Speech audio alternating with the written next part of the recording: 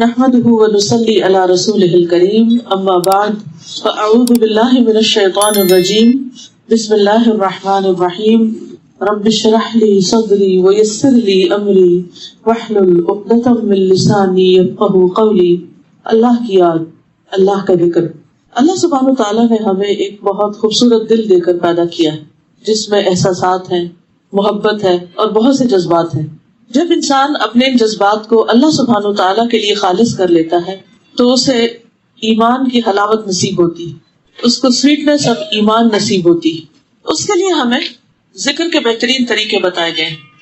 آئیے صحیح مسلم کی ایک حدیث کی روشنی میں ہم اللہ کی یاد کی فضیلت کے بارے میں کچھ باتیں کریں گے. تو سب سے پہلے حدیث سنتے ہیں. ابو ذر رضی اللہ عنہ سے روایت ہے کہ رسول اللہ صلی اللہ علیہ وسلم کے ساتھیوں میں سے کچھ لوگوں نے نبی صلی اللہ علیہ وسلم سے عرض کیا، اے اللہ کے رسول، مالدار لوگ سارا ثواب لے گئے. وہ نماز پڑھتے ہیں جیسا کہ ہم نماز پڑھتے ہیں، وہ ہماری طرح روزہ رکھتے ہیں اور اپنے زائد اموال میں سے صدقہ کرتے ہیں. آپ نے فرمایا، کیا اللہ نے تمہارے لیے وہ چیز نہیں بنائی جس سے تمہیں بھی صدقے کا ثواب ہو؟ ہر تسبیح صدقہ ہے، ہر تکبیر صدقہ ہے، ہر تعریفی کلمہ یعنی حمد و ثنا اللہ تعالیٰ کی الحمدللہ کہنا صدقہ ہے، اور لا الہ الا اللہ کہنا بھی صدقہ ہے، اور نیکی کا حکم کرنا صدقہ ہے، اور برائی سے منع کرنا صدقہ ہے.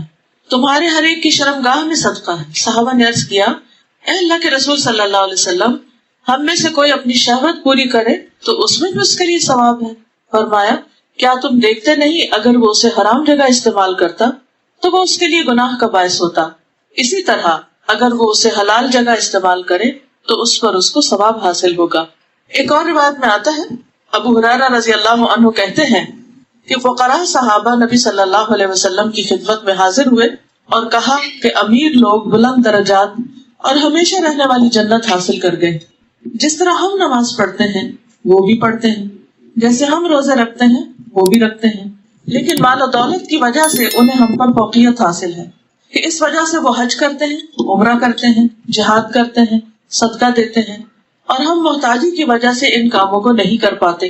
اس پر آپ نے فرمایا، کیا میں تمہیں ایک ایسا عمل نہ بتاؤں کہ اگر تم اس کی پابندی کرو گے تو جو لوگ تم سے آگے بڑھ چکے ہیں تم انہیں پالو گی، یعنی تم بھی اس ریس میں کامیاب ہو جاؤ گی اور تمہارے مرتبے تک پھر کوئی نہیں پہنچ سکتا، اور تم ان سب میں سے بہتر ہو جاؤ گی سوائے ان کے جو یہی عمل شروع کر دیں. اور وہ کیا ہے؟ ہر نماز کے بعد 33 بار سبحان اللہ، 33 بار الحمدللہ اور 33 بار اللہ اکبر کہنا. یعنی ان کلمات کی پابندی، ان تسبیحات کی پابندی نماز کے بعد انسان کے درجات کی بلندی کا ذریعہ بنتی ہے، اور بہت سے وہ اور عمل نیکی کے جو عام حالات میں انسان نہیں کر سکتا وہ ان تسبیحات کی پابندی کے ذریعے ان کا اجر حاصل کر لیتا ہے. لیکن اکثر ایسے ہوتا ہے کہ بہت سے لوگ نماز کے بعد فوراً ہی اٹھ جاتے ہیں مصلی سے، دل گھبرانے لگتا ہے اس تسبیح سے. شیطان اس سمپل سے کام کو جس میں 1.5 منٹ سے بھی زیادہ نہیں لگتا، یعنی 33 ٹائم اگر آپ آرام سے بھی سبحان اللہ کہیں تو میکسیمم ٹائم جو آپ کو لگے گا 1 منٹ اور 30 سیکنڈ لگے گی. لیکن وہ وقت ہمارے لیے شیطان کو اتنا مشکل بنا دیتا ہے کہ وہ لگتا ہے پہاڑ ہے. لیکن جو لوگ اس کو کرنا چاہیں اللہ تعالیٰ ان کے لیے آسانی بھی کر دیتا ہے، اور اگر اجر سامنے ہو تو پھر کچھ بھی مشکل نہیں. کتنے ہی لوگوں کی خواہش ہوتی ہے کہ ہم حج پہ جائیں، عمرے پہ جائیں، کوئی بڑے بڑے خیراتی ادارے بنائیں، کوئی کام کرے، لیکن وہ نہیں کر پاتے. اور جو کرتے بھی ہیں تو وہ جانتے ہیں کہ اس کے پیچھے کتنی بڑی ایفرٹ لگتی.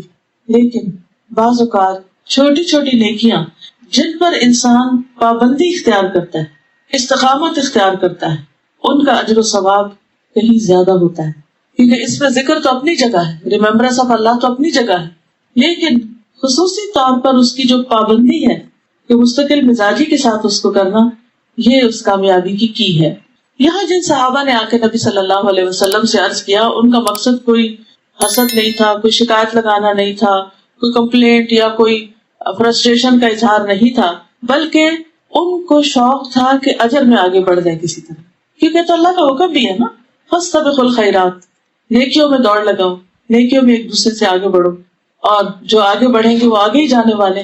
والسابقون السابقون اولئک المقربون، کہ آگے جانے والے بس آگے جانے والے ہیں، اور یہی مقرب لوگ ہیں، یعنی ان لوگوں کو اللہ تعالیٰ کا قرب نصیب ہوگا. لیکن عموماً ہم دنیا کے معاملے میں تو مقابلے کرتے ہیں، لیکن آخرت کے معاملے میں ہم بہت سست رہتے ہیں. اچھا ابھی تو بہت وقت ہے، ابھی میرا یہ کام ہے وہ کام ہے، اور پھر ان نیکیوں کو بھول جاتے ہیں. تو اس لیے بہت ضروری ہے کہ ہمیں ان تمام چیزوں کا علم ہو جس میں انسان عمل کے بعد اللہ کا قرب حاصل کر سکتا ہے.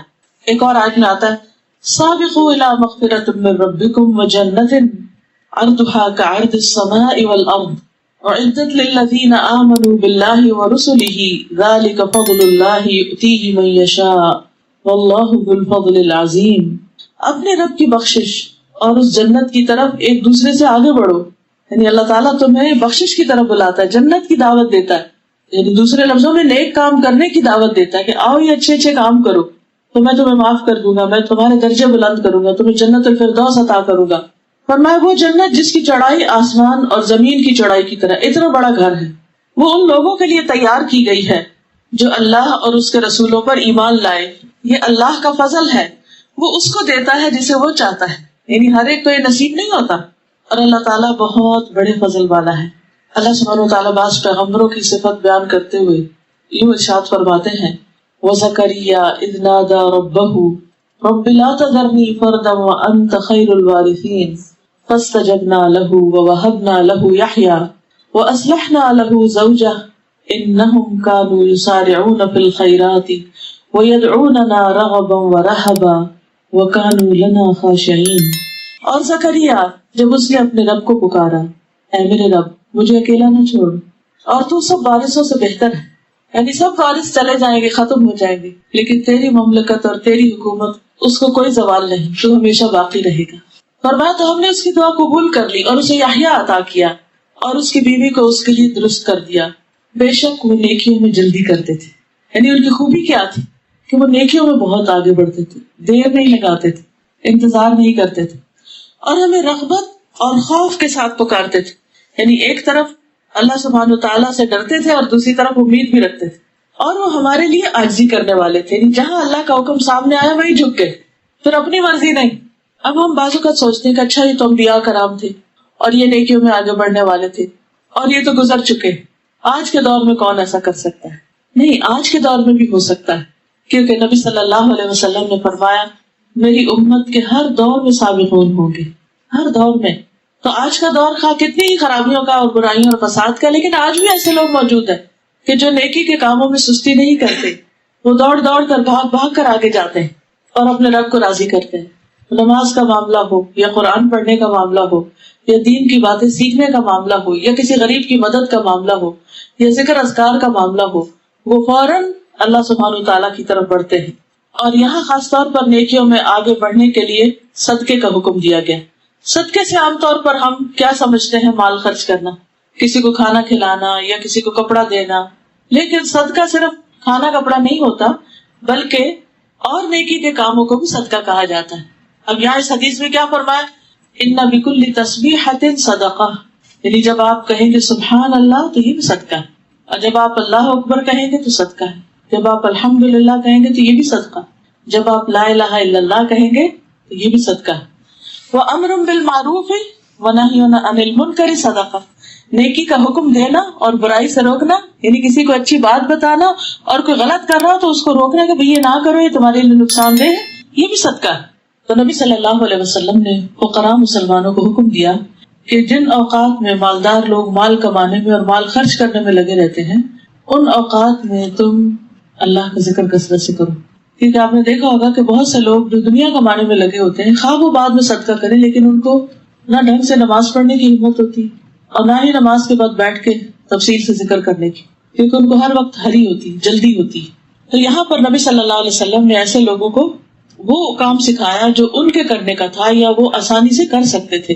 پھر آپ یہ بھی دیکھیں کہ سارا دن کرنے کی بات نہیں کی گئی، بلکہ ہر نماز کے بعد ان اذکار کی پابندی کی بات کی گئی، اور اتنا کرنا تو سب کے لیے آسان ہے. پھر اسی طرح آپ دیکھیں کہ جہاں تک صدقہ کا تعلق ہے تو اس کے اور بھی بہت سے طریقے ہیں جو اس حدیث میں بھی بیان ہوئے اور دیگر احادیث سے بھی ہمیں پتہ چلتے ہیں. ابو ذر کہتے ہیں نبی صلی اللہ علیہ وسلم نے فرمایا تم میں سے ہر ایک کے اس پر صبح کے وقت صدقہ لازم ہے. یعنی جب صبح اٹھتے ہیں تو ہم سب کے اوپر صدقہ لازم ہو چکا ہوتا ہے، اور ہم سب کو کرنا چاہیے. میں نے کہا اللہ کے رسول صلی اللہ علیہ وسلم میں کیسے صدقہ کروں جبکہ میرے پاس تو کوئی مال ہی نہیں ہے. آپ نے فرمایا سبحان اللہ, الحمدللہ, لا الہ الا اللہ, استغفر اللہ کہنا صدقے کے دروازے. امر بالمعروف نہی عن المنکر بھی صدقہ. لوگوں کے راستے سے کانٹا, ہڈی, پتھر یہ سب ہٹا دو, یہ بھی صدقہ. نابینا کو راستہ دکھا دو, گونگے بہرے کو بات سمجھا دو, کسی ضرورت مند کو اس جگہ کی رہنمائی کر دو جہاں سے اس کی ضرورت پوری ہو جائے, اور تمہیں اس کا علم ہو تو تم اس کو بتا دو کہ کپڑا فلاں جگہ ملتا ہے, کھانا فلاں جگہ ملتا ہے, گھر فلاں جگہ سے رینٹ کر سکتے ہو.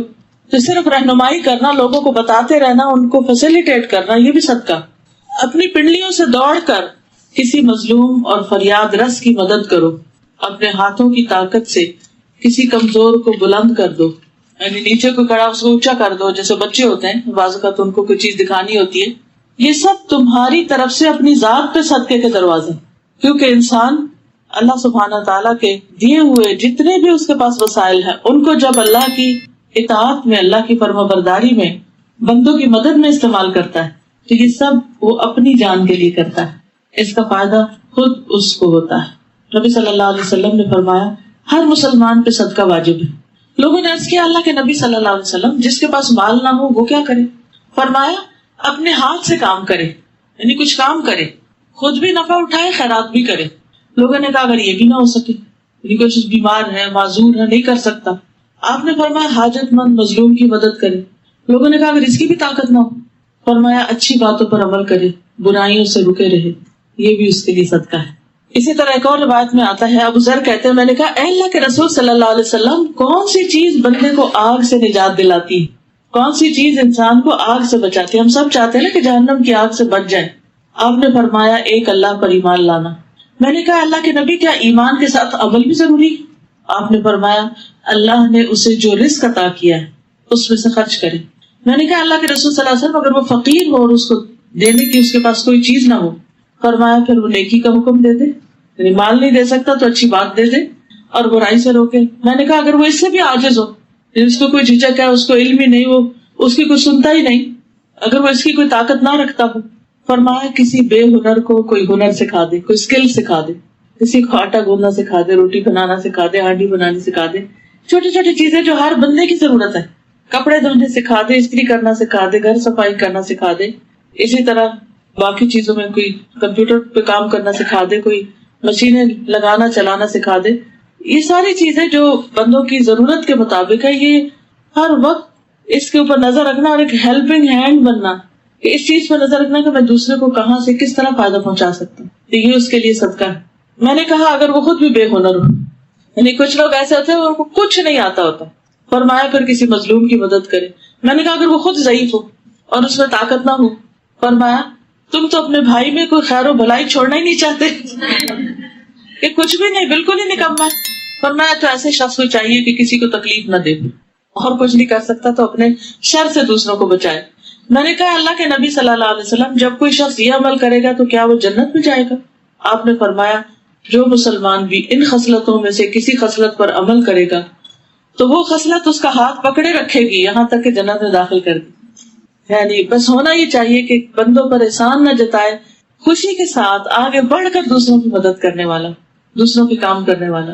اور یہ حقیقت ہے کہ جو بندہ دنیا میں کسی کے کام آتا ہے اللہ تعالیٰ اس کی کوئی بھی ضرورت پوری کیے بغیر نہیں چھوڑتا, اپنے غیب کے خزانوں سے اس کے لیے مدد کرتا ہے. کیونکہ جب بندہ دوسروں کی مدد میں ہوتا ہے تو اللہ تعالیٰ اس کی مدد میں ہوتا ہے. بس خود غرضی کی زندگی سے نکل آنا چاہیے, صرف اپنی ذات, اپنا گھر, اپنے بچے, اپنا آپ, صرف یہ نہیں سوچنا چاہیے. سب کے لیے دل میں خیر اور بھلائی ہونی چاہیے, سب کے کام آنے کی فکر ہونی چاہیے. پھر اس میں خاص طور پر اس حدیث کے اندر جو اپنی بیوی کے پاس جانے کی بات ہے اور شوہر بیوی کے تعلقات ہیں ان کو بھی صدقہ کہا جائے, تو یہ لوگوں کو بڑی حیران کن بات تھی کہ اتنا دنیا دارانہ کام اور یہ بھی ثواب کا ہے. فرمایا کہ ہاں اگر کوئی حرام میں جائے تو پھر کیا اس کے لیے گناہ نہیں, تو ہاں اگر کوئی حلال میں جائے تو کوئی بھی چیز حلال استعمال کرنا جو ہے وہ ثواب کا باعث ہے.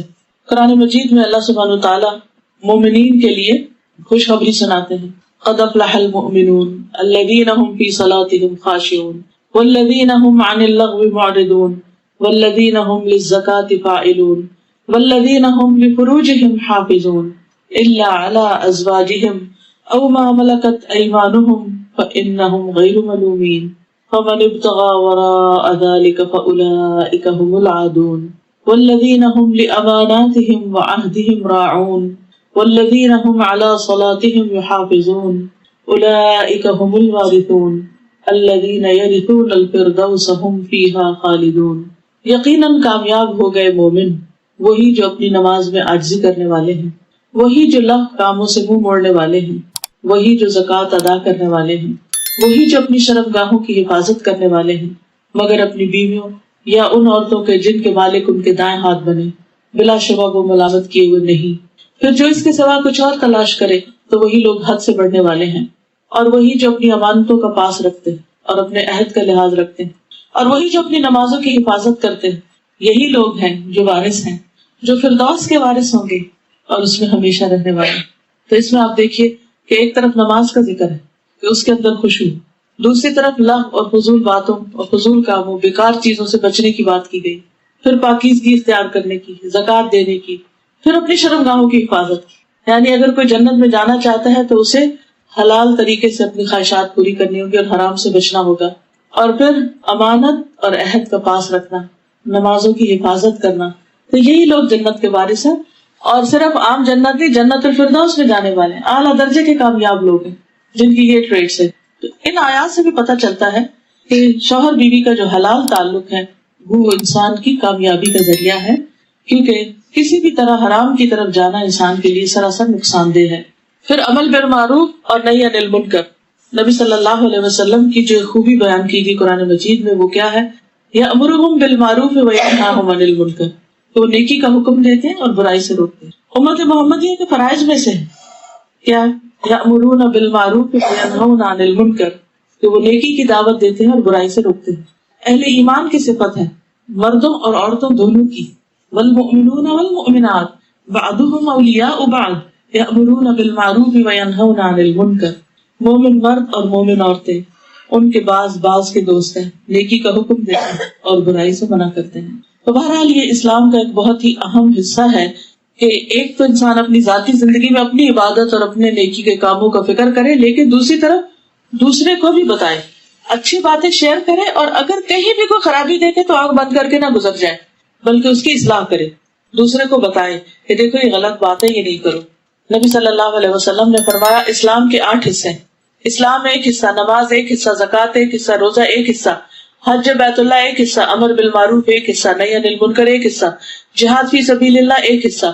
وہ شخص ناکام اور نامراد ہوا جس کے لیے کوئی بھی حصہ نہ ہو، یعنی جس نے کچھ بھی نہ کیا، تو پھر وہ کامیاب کیسے ہو سکتا ہے؟ اور ویسے بھی آپ دیکھیں کہ منکر سے روکنا جو ہے یہ ایمان کا حصہ ہے، ایمان میں سے ہے. اگر کوئی شخص ہاتھ سے روک سکتا ہو کسی کو، مطلب کوئی کسی پہ ظلم ڈال رہا ہے تو اس کو پکڑے، اسے روکے. اگر وہ اس کو نہیں روک سکتا تو کیا کرے؟ زبان سے روکے. زبان سے نہیں روک سکتا تو اسے برا جانے، دوسرے کسی کو بتایا کہ وہ ظلم کو روکے.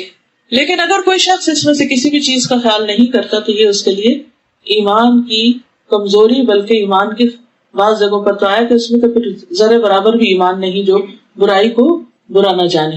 پھر آپ دیکھیے کہ امر بالمعروف اور نہی عن المنکر کبھی فرض عین ہوتا ہے جب طاقت ہو کسی کے پاس، کبھی فرض کفایہ ہوتا ہے کہ کچھ اور لوگ کر رہے ہیں اور وہ ان کو سپورٹ کر رہے ہیں، پسند کرتا ہے. لیکن اس کی کچھ شرائط ہیں. سب سے پہلی بات یہ کہ خود پتا ہو کہ کیا معروف ہے اور کیا منکر ہے. ایسا نہ ہو آپ لوگوں کو کسی برے کام کی دعوت دینے لگ جائیں، کسی بدعت کی طرف بلانے لگ جائیں، یا کسی شک والی چیز کی طرف بلانے لگے. تو سب سے پہلا کام کیا؟ علم حاصل کرنا. تو عزیز بہنوں، آپ خوش قسمت ہیں کہ جن کو اللہ نے توفیق دی ہے کہ وہ اپنی زندگی کے باقی سارے کام کاج میں سے تھوڑا سا وقت نکال کے قرآن کی تعلیم حاصل کر رہے ہیں، دین سیکھ رہے ہیں. تو اللہ تعالیٰ آپ لوگوں کو یہ مبارک کرے اور اس میں اور خیر و برکت ڈالے اور اس میں آگے بڑھائے. کیونکہ جب علم آتا ہے تو ہی عمل کے دروازے کھلتے ہیں. اگر یہ پتہ ہی نہ ہو کہ کرنا کیا، کدھر جانا، تو آپ کہاں جائیں گے؟ کس دروازے میں؟ ایسے ہی ادھر ادھر اندھیرے میں ہاتھ پاؤں مارتے رہیں گے. تو امر بالمعروف کا بلند مرتبہ اور اجر بھی انسان اسی وقت حاصل کر سکتا ہے جب وہ جانے، علم حاصل کرے کہ معروف کیا ہے اور منکر کیا ہے. پھر اسی طرح آپ دیکھیے کہ جس چیز کا حکم دیا جا رہا ہے اس کے بارے میں یقینی علم حاصل کر کے اس کو میک شور کرے کہ ہاں یہ بالکل ٹھیک بات بتا رہا ہوں. بعض اوقات آپ کے ذہن میں کچھ باتیں ہوتی ہیں، یادداشت میں ہوتی ہیں، کبھی انسان کو کچھ یاد ہوتا ہے کبھی نہیں یاد ہوتا، تو وہ آدھی کچھ بات کو آدھی کچھ ادھر سے ادھر ملا لی، تو یہ بھی طریقہ ٹھیک نہیں. اس کے لیے بہتر کیا ہے کہ انسان لکھی ہوئی چیز اپنے پاس رکھے. دوسرے کو خود پڑھ کے سنا دے یا پڑھنے کے لیے دے دے، اس کو کسی بھی طرح بتا دے، تو اس سے بھی یہ فریضہ ادا ہو جائے گا۔ عبداللہ ابن عمرو بن العاص کہتے ہیں کہ مجھ سے رسول اللہ صلی اللہ علیہ وسلم نے فرمایا، عبداللہ کیا یہ خبر صحیح ہے کہ تم دن میں روزہ رکھتے ہو، ساری رات نماز پڑھتے ہو؟ میں نے عرض کیا صحیح ہے یا رسول اللہ۔ آپ نے فرمایا ایسا نہ کرو، روزہ بھی رکھو اور روزے کے بغیر بھی رہو، نماز بھی پڑھو اور سویا بھی کرو، کیونکہ تمہارے جسم کا بھی تم پر حق ہے، آنکھوں کا بھی حق ہے، بیوی کا بھی حق ہے، اور تم سے ملاقات کرنے والوں کا بھی تم پر حق ہے۔ اس لیے اپنے آپ کو صرف ایک ہی نیکی میں نہ تھکاتے رہو، بلکہ آرام کرو تاکہ دوسرے کام بھی کر سکو۔ تو یہ بھی ایک امر بالمعروف اور نہیں، یعنی کہ نہیں عن المنکر کا ایک طریقہ ہے، کیونکہ نہیں عن المنکر اس میں کیا ہے کہ دوسروں کے حقوق نہ دینا۔ تو امر بالمعروف کیا ہے کہ اس حد تک نیکی کرنا کہ جس سے باقی نیکیاں ختم نہ ہو جائیں، اعتدال کی راہ اختیار کرنا۔ پھر اسی طرح برائی سے روکنے کی بھی کچھ شرائط ہیں۔ سب سے پہلی بات یہ کہ آپ کو شرعی دلیل سے معلوم ہو کہ برائی ہے، یہ نہ کہ نہیں ہمارے ماں باپ اس کو بہت برا سمجھتے ہیں یا میرا دل کہتا ہے کہ یہ تو برائی ہے۔ نہیں، آپ کا دل یا ماں باپ کا کہنا جو ہے نا وہ کام نہیں آئے گا جب تک کہ قرآن اور سنت کی دلیل نہ ہو اس کو برا کہنے پہ، کیونکہ بعض اوقات ہم بلا وجہ دوسروں پہ تنقید شروع کر دیتے ہیں بغیر علم کے۔ ہم کسی کو کوئی کام کرتے ہوئے دیکھتے ہیں تو ہم کہتے ہیں وہ یہ تو بڑا غلط کر رہا ہے، حالانکہ وہ صحیح ہوتا ہے اور آپ غلط ہوتے ہیں، لا علمی کی وجہ سے آپ اس کو صحیح کو غلط قرار دے رہے ہوتے ہیں۔ تو اس لیے جب بھی آپ کسی کو برائی سے روکنا چاہیں تو ضروری ہے کہ آپ پہلے خود معلوم کر لیں کہ واقعی یہ منکر، لیکن اس کے لیے اس کا جو سورس ہے وہ آپ کا ذوق اور شوق اور عادت اور خیال اور عقل ہی نہ ہو، کیونکہ آپ کی سوچ سے کہ یہ گناہ ہو سکتا ہے وہ چیز گناہ نہیں بنتی جب تک کہ اللہ تعالیٰ اس کو یا اس کے رسول صلی اللہ علیہ وسلم اس کو گناہ نہ بتائیں۔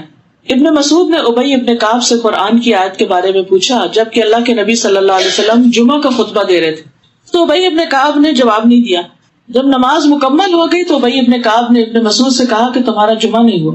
ابن مسعود نے نبی صلی اللہ علیہ وسلم سے پوچھا تو آپ نے کہا کہ اس نے سچ کہا۔ کیا وجہ تھی؟ کیونکہ وہ خطبے میں بول رہے تھے۔ پھر اسی طرح باقی چیزیں بھی، کسی کو ڈانٹ ڈپٹ کرنے سے پہلے، کسی کو سرزنش کرنے سے پہلے، کسی کے بارے میں دل میں برا خیال لانے سے پہلے یہ سوچ لیں، پتہ کر لیں، اس سے پوچھ لیں بھائی تم یہ کیوں کر رہے ہو، کیونکہ بعض اوقات ہم ایک طرف سے ایک چیز دیکھتے ہیں نا تو ہمیں نہیں پتا ہوتا کہ وہ دوسرا کیوں وہ کام کر رہا ہے۔ مثلا اگر آپ دیکھیں کہ کوئی شخص چھت پہ کھڑا ہے اور وہ دیوار کی طرف جا رہا ہے ایج کی طرف جا رہا ہے، تو آپ کے ذہن میں شیطان خیال ڈالے کہ دیکھو یہ تو خودکشی کرنے جا رہا ہے، اور آپ شور مچا دیں وہ خودکشی کرنے جا رہا ہے، خودکشی کرنے جا رہا ہے، حالانکہ وہ ویسے ہی نیچے سین دیکھنے جا رہا ہے۔ اسی طرح بعض اوقات ہم اپنے وہم و گمان سے کام لے لیتے ہیں، خود ہی سیلف میڈ اسٹوریاں ہوتی ہیں ہماری کسی چیز کو اچھا ہے برا کہنے کی۔ تو اس سے پہلے کہ ہم کسی کو کچھ کہیں پہلے پوچھو بھی کیوں کر رہے ہو۔ مثلا کوئی رات کو جاگ رہا ہے تو ہم یہ کہ ہاں اس تو کوئی ضروری کوئی ایسا غلط کام کرے، پہلے پوچھے کہ کیوں جاگ رہے، ہو سکتا ہے کوئی تکلیف ہو، بیماری ہو، یا اسے کہیں جانا ہو تو اس وجہ سے جاگ رہا ہو۔ ابو ذر کہتے ہیں ایک دفعہ میں نے ایک شخص کو گالی دی تو اس نے نبی صلی اللہ علیہ وسلم سے میری شکایت کر دی۔ نبی صلی اللہ علیہ وسلم نے مجھ سے پوچھا کیا تم نے اسے ماں کی یاد دلائی تھی؟ میں نے کہا جی ہاں۔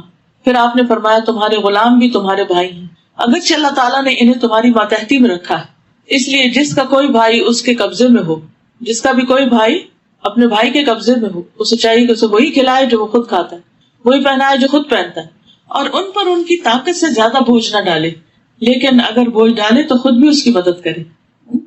اس میں آپ دیکھیے کہ نبی صلی اللہ علیہ وسلم نے جس کی شکایت آئی تھی پہلے اسے کنفرم کیا کہ واقعی ایسے ہوا تھا، تمہاری کمپلینٹ آئی ہے، اور جب وہ ثابت ہو گئی بات تو پھر ایکشن لیا، پھر سمجھایا۔ یہ نہیں کہ آپ ون سائڈڈ اسٹوری سن کے اور آپ اس شخص کو برا بھلا کہنا شروع کر دیں۔ اکثر یہی ہوتا ہے نا، خاندان میں بیٹھے ہوتے ہیں، ایک شخص کو دوسرے سے کوئی کمپلینٹ ہوتی ہے، وہ کہتا ہے اس نے میرے ساتھ بڑی زیادتی کی ہے، اور بہت ساری اسٹوری سنا کے آپ کی ہمدردی لے لیتا ہے، حالانکہ آپ کو نہیں پتا کہ حقیقت کیا ہے۔ تو اگر آپ نے واقعی کوئی ایکشن لینا تو اس سے پہلے آپ کو دوسری طرف کے بھی حالات معلوم کرنے ہوں گے، ادروائز جو سامنے والا ہے اسی کو سمجھانے پر اکتفا کر لینا چاہیے۔ پھر اسی طرح جب برائی سے منع کرنا ہو تو حالات کا بھی جائزہ لیں، یہ نہ ہو کہ وہ برائی پہلے سے بھی بڑی ہو جائے، کیونکہ جب آپ کو گندگی اٹھانے لگتے ہیں تو اس طرح اٹھاتے ہیں کہ وہ پھیلے نہ، ادھر ادھر نہ گرتی جائے۔ تو اس میں 4 چیزیں ہیں۔ نمبر 1، وہ برائی مکمل طور پہ مٹ جائے۔ نمبر 2، پہلے سے کم ہو جائے، لیکن اگر اس کے نتیجے میں ایک برابر کی اور برائی پیدا ہو جائے یا اس سے بڑی برائی پیدا ہو جائے، تو ان 4 صورتوں میں سے اگر صرف پہلی 2 صورتیں ہوں تو برائی سے روکنا چاہیے، اگر آخری 2 ہوں تو پھر چپ کر جائیں۔ آخری 2 کون سی؟ جو برائی ہو رہی ہے آپ روک رہے ہیں اس سے، اور اس سے بڑی برائی پیدا ہوگی یا پھر اس جیسی برائی پیدا ہو، پھر چپ کر جانا چاہیے، کیونکہ برائی کو ہٹانے کا مقصد کیا ہے کہ وہ صفائی ہو جائے. تو جس چیز کو صاف کرنے سے اور بڑا داغ بن جائے پھر اس کو دل کرنے دیں. کئی لوگ ایسا ہوتا ہے نا, کارپیٹ میں تھوڑا سا تیل گر گیا, کبھی چیٹا پڑ گیا, سالن گر گیا تھوڑا, ایک طریقہ یہ ہوتا ہے کہ جہاں ہے بس ادھر سے ہی جذب کر کے اٹھا لیں. اچھا کچھ لوگ کیا کرتے, لیتے ہیں کپڑا اور وہ ملنا شروع کر دیتے ہیں اس کے اوپر, وہ داغ اتنا سا جو تھا وہ اتنا بڑا ہو جاتا ہے. تو یہ طریقہ غلط ہے. اگر چھوٹا سے کسی میں خامی تھی آپ جا کے اس کے کان میں بات کر دیتے کہ دیکھو اس طرح نہیں, اس طرح یہ کر لو, الگ سمجھا دیتے. آپ نے پبلکلی سب کے بیچ میں کھڑے ہو کے ڈانٹ ڈپار شروع کر دی, اس کا نتیجہ کیا ہوگا؟ ایک تو اپنی عزت گنوائی, لوگ اگر ڈر کے آپ سے چپ بھی کر جائیں تو وہ آپ کی عزت نہیں کرتے. دوسرا یہ ہے کہ کوئی آپ کی بات ماننے کو تیار نہیں ہوگا, کیونکہ جو کسی کی عزت ہی نہیں کرتا اس کی بات کیسے مانے گا؟ تو آپ نے تو ایک نصیحت کرتے کرتے 4 اور کام خراب کر کے رکھ دی. تو ایسے طریقوں سے بھی پرہیز کرنا چاہیے. پھر یہ کہ جس کی بات ہو اسی تک جائے, یہ نہیں کہ مسئلہ کسی کا اور لے کے کسی اور کے سامنے بیٹھے ہوئے. پھر یہ کہ اکیلے بھی آپ کر سکتے ہیں کام اور مل کے بھی کر سکتے ہیں. قرآن مجید میں آتا ہے وَلْتَكُمْ مِنْكُمْ أُمَّةٌ يَدْعُونَ إِلَى الْخَيْرِ وَيَأْمُرُونَ بِالْمَعْرُوفِ وَيَنْهَوْنَ عَنِ الْمُنكَرِ, کہ تم میں سے ایک جماعت ہونی چاہیے جو نیکی کی طرف دعوت دے, خیر کی دعوت دے, نیکیوں کا حکم دے اور برائیوں سے روکے. کیونکہ اکیلا آدمی گھبرا جاتا ہے, اکیلے کی بات وقت کوئی نہیں سنتا. ایک بندہ بات کرتا ہے تو دوسرا اس کو چپ کرا دیتا ہے, لیکن 2-3 ہوتے ہیں تو ایک چپ کرتا ہے تو دوسرا بول پڑتا ہے, دوسرے کو کراتے ہے تو تیسرا بول پڑتا ہے. اس طرح وہ پلہ بھاری رہتا ہے. بعض اوقات اگر کوئی شخص برائی سے نہیں روکتا تو اس کا نقصان کیا ہوتا ہے کہ سب کی ہلاکت آتی ہے. اس کی مثال ایسی دی گئی ہے کہ جیسے کچھ لوگ اگر کشتی میں سوار ہوں, کچھ نیچے کے حصے میں کچھ اوپر, اور پانی اوپر ہو, جب نیچے والے اوپر سے پانی لینے جائے تو وہ مائنڈ کرے, تو جو نیچے ہو وہ نیچے سمندر کے کنارے پر کشتی کے تختے پر سوراخ شروع کر دے کہ سمندر سے پانی لے لیتے. اب کیا ہوگا؟ تو ساری کشتی ڈوب جائے گی, اور اس میں صرف نیچے والے نہیں اوپر والے بھی ڈوبیں گے. اس لیے بہت ضروری ہے کہ ہم برائیوں کو روکتے رہیں. وہ بات ہوتا ہے نا, کسی کپڑے میں ایک چھوٹا سا ہول ہوتا ہے, تو اگر آپ اس کو وہی سی دیں تو کیا ہوتا ہے, کپڑا سارا بچ جاتا ہے. اگر اس کو نہ سیے تو بعد بچے ہاتھ ڈال کے کہیں دیتے ہیں, کسی اور چیز سے اٹک جاتا ہے, وہ کپڑا دور تک پھٹ جاتا ہے, پھر وہ پہننے کے قابل ہی نہیں رہتا.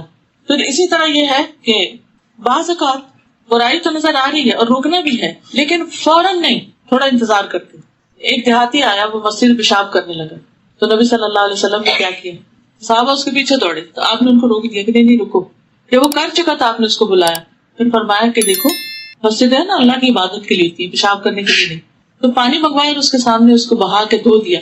اس کو سمجھ آ گئی بات, لیکن جس وقت وہ پیشاب کر رہا تھا اس وقت نہیں روکا, کیونکہ وہ کنٹرول تو نہیں کر سکتا تھا. جو ہو رہا تھا وہ تو ہونا ہی تھا, وہ رک تو نہیں سکتا تھا, بلکہ اور خرابی پھیلتی. تو اسی طرح بعض اوقات ایک شخص اپنے پورے دھند میں, جذبے میں غلط راستے پہ بھاگ رہا ہے, آپ اسے کہہ کہ جگہ جگہ نکل آؤ اور ادھر نیکی کے راستے پہ بھاگنے لگو, ایسا نہیں ہو سکتا. اس کے لیے اس کو وقت دیں, انتظار کریں, صبر سے کام لیں. ایک دن وہ انشاءاللہ ریورس گیئر لگا کے پیچھے آ کے پھر دوسرے صحیح راستے کو لے لے گا اور تیزی سے دوڑے گا. پھر اسی طرح اگر آپ کو کسی کے شر سے ڈر ہے کہ آپ نے اسے کچھ کہہ دیا تو آپ کی جان کا دشمن بن جائے.